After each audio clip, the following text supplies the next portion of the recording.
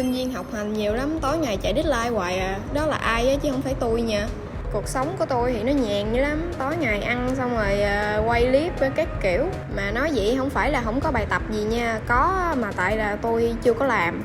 Tôi đợi là tới ngày cuối rồi tôi mới chạy. Cho nó bận rộn, cho nó theo kiểu deadline á. Cái này gọi là sướng trước khổ sau. Ăn để mà sống, rồi sống để ăn thôi chứ không gì hết trơn. Thì hồi nãy là ăn mì cay, rồi qua ngày hôm sau cái mình ăn kem cho nó nóng lạnh. Rồi cái mình đi coi phim, nó giải trí rồi đó. Má cười muốn chết luôn. Coi xong thì cũng phải ăn. Đó, cuộc sống mà chỉ xoay quanh là ăn thôi. Ăn rồi mình uống thì mình lại ăn đó. Nói chung là một vòng lặp cứ như thế thôi. Sống thì nó cũng nhàn vậy thôi đó ha.